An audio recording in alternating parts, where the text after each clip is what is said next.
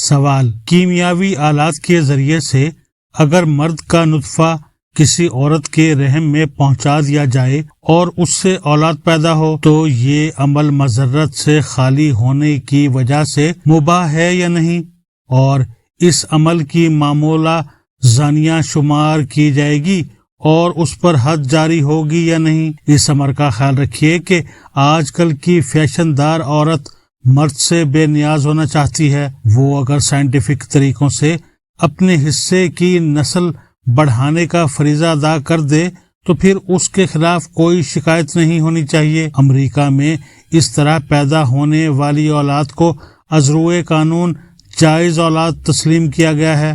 جواب: آلات کے ذریعے سے استقرار حمل کا جواز تو دور رہا، میرے لیے اس عمل کا تصور ہی ناقابل برداشت ہے کہ عورت گھوڑی کے مرتبے تک گرا دی جائے۔ آخر انسان کی صنف اناث اور حیوانات کی مادہ میں کچھ تو فرق رہنے دیجیے۔ حیوانات میں بھی اللہ تعالیٰ نے توالد و تناسل کا جو طریقہ مقرر کیا ہے وہ نر اور مادہ کے اجتماع کا طریقہ ہی ہے۔ یہ انسان کی خود غرضی ہے کہ وہ گھوڑیوں کو اپنے نروں سے ملنے کا لطف حاصل نہیں کرنے دیتا اور ان سے صرف نسل کشی کا کام لیتا ہے۔ اب اگر انسان کی اپنی مادہ کے ساتھ بھی یہی برتاؤ شروع ہو جائے تو اس کے معنی انسانیت کی انتہائی تذلیل کے ہیں۔ آج کی فیشن دار عورت جو مرد سے بے نیاز ہونا چاہتی ہے، دراصل اس کی فطرت کو مصنوعی فکری و صنفی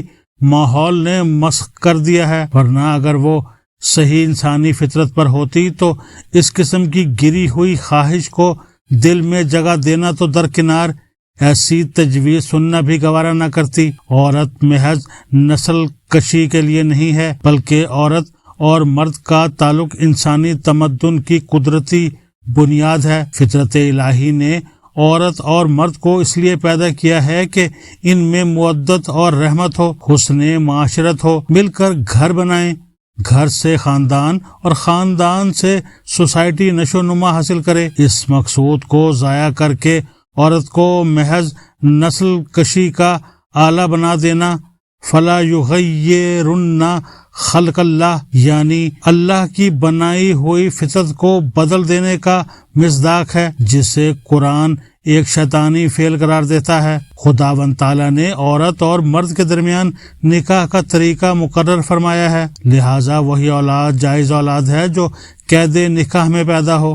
اسی سے وراثت اور نسب کی تحقیق ہوتی ہے۔ اگر آلے کے ذریعے سے بچہ پیدا کیا جائے تو اسے حلالی نہیں کہا جا سکتا، شرعی نقطہ نظر سے وہ حرامی ہی کہا جائے گا، نیز اس کا سلسلہ آبائی منقطع ہوگا اور وہ باپ کے ورثے سے محروم رہے گا، جو قطعی طور پر اس کی حق تلفی ہے۔ پھر غور تو کیجئے کہ جس بچے کا کوئی باپ نہ ہو اس کی تربیت کا ذمہ دار کون ہوگا؟ صرف ماں؟ کیا یہ ظلم نہیں کہ خدا نے انسان کے بچے کے لیے ماں اور باپ، چچا اور ماموں، دادا اور نانا وغیرہ لوگوں کی صورت میں جو مربی پیدا کیے ہیں، ان میں سے آدھے ساکت کر دیے جائیں اور وہ صرف سلسلہ مادری پر منحصر رہ جائے؟ کیا دنیا سے پدری محبت، پدرانہ ذمہ داریوں اور پدرانہ اخلاق کو فنا کر دینا انسانیت کی کوئی خدمت ہے؟ کیا یہ انصاف ہے کہ عورت پر ماں ہونے کی ذمہ داری قائم رہے مگر مرد ہمیشہ کے لیے باپ ہونے کی ذمہ داری سے سبکدوش ہو جائے؟ پھر اگر یہی سلسلہ چل پڑا تو ایک روز عورت مطالبہ کرے گی کہ کوئی ترکیب ایسی ہونی چاہیے کہ انسان کا بچہ میرے رحم میں پرورش پانے کے بجائے امتحانی نلیوں میں پالا جائے، یعنی انسان کیمیاوی معمل میں پیدا ہونے لگے۔ اور جب تک یہ حالت پیدا نہیں ہوتی عورت چاہے گی کہ اسے صرف بچہ جننے کی تکلیف دی جائے، اس کے بعد ماں کے فرائض انجام دینے کے لیے وہ تیار نہ ہوگی۔ یہ صورت جب رونما ہوگی تو انسانی بچے اسی طرح کثیر پیداواری یعنی ماس پروڈکشن کے اصول پر فیکٹریوں میں ڈھل ڈھل کر نکلیں گے، جس طرح اب جوتے اور موزے نکلتے ہیں۔